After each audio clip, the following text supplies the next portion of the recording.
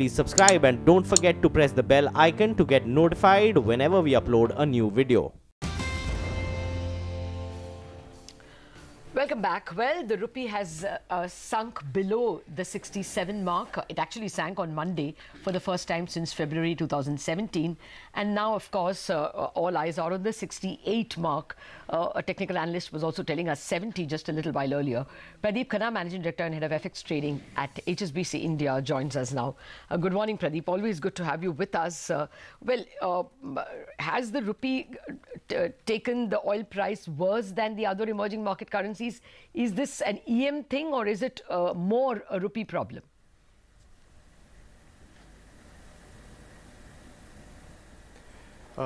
Two things, Lata. I think, since, let's say, September last year, the trade deficit started to widen for India. So, if you're talking about, is it a rupee thing, rupee macro in terms of the trade deficit, the current account deficit has been widening steadily for a few months now.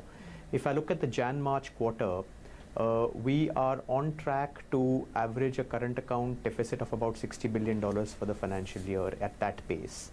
Okay. Since then, oil has gone higher. So, that kind of makes us move to an even higher deficit on the currency.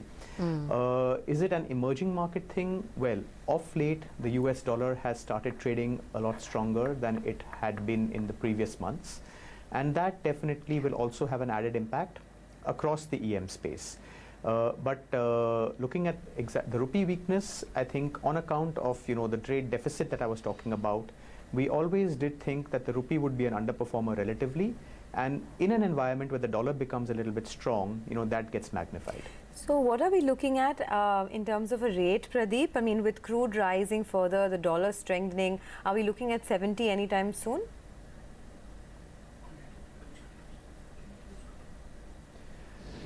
See, it's always difficult to talk about just targets on dollar rupee in isolation because, it's always affected by a number of things. So, for example, will the dollar be really strong against everything or not? That will have a big impact. I think clearly there are a lot of uncertainties at this point in time. I just spoke about one side of it, which is the deficit that we have. The other side of it is how is that to be funded. About $40 billion of so is reasonably stable FDI funding, which really doesn't, blow hot and cold depending on whether your deficit is looking a little bit better or worse. But the other part of it is the FPI portfolio flow. And that, if I look at the last few months, it hasn't looked particularly strong.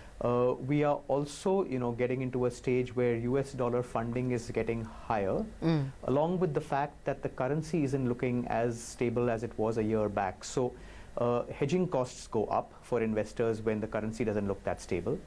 The dollar funding cost itself is up. In terms of total return in US dollars, it will obviously not be the same as what it was, say, a year back. So we at this point in time don't anticipate extremely strong FPI inflows, which really means that we are going to have a core deficit on our balance of payments, and typically that a large part of that will have to be met by the Reserve Bank of India through intervention, through smoothing, etc.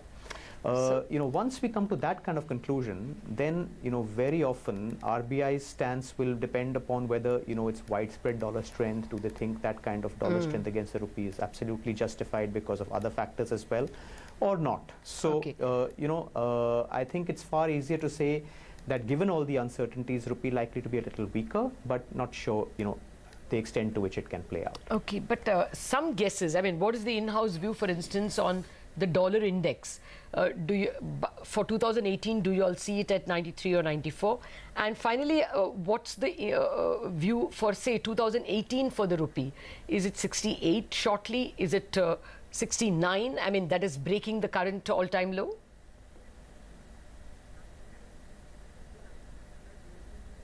Okay, the first part of the question, Lata, I think clearly the target for the dollar index is a bit higher than where it is right now because, we have year-end targets of about 1.15 on Euro USD, which is by far the largest component of that dollar index.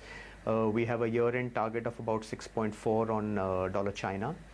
And while we have recently revised up the official year-end target for dollar rupee from a very bullish 62 to 66. But I personally think that we are far more likely to test 68.5, the previous kind of lows on rupee, rather than move the other way from where we are at this point in time. So I personally think that the rupee will remain under pressure for a while at least.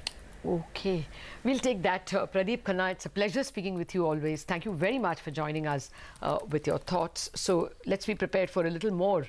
Bazaar. Well, Dwarikesh Sugar's fourth quarter losses came in on expected lines. It was a big loss actually.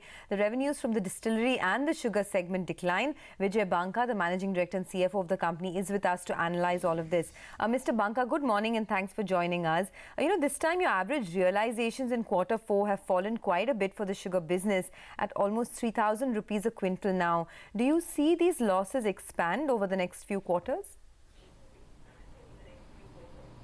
Very good morning. Let me first explain to you the losses of the fourth quarter. We have had a very sudden and stunning reversal in the fortunes of the sugar industry. The price of sugar, which was hovering around 3,700 rupees a quintal sometime in the month of December, has now crashed to as low as 2,700 rupees a quintal, which is what explains the negative contribution coming from the sugar segment. Power segment performance, the distillery segment performance has been on the expected lines. In view of the fall in the price of sugar, we have had to take an inventory write-down of nearly 90 crores of rupees.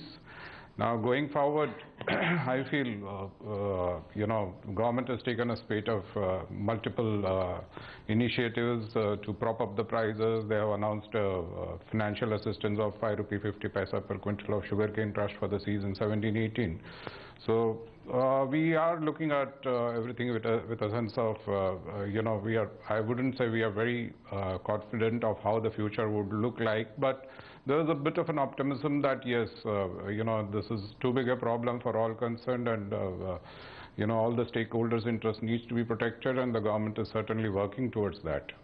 So this 2,700 rupees a quintal is the lowest level we've seen in quite a while, Mr. Banka. What's the sense you're getting because of all the issues that you spoke about?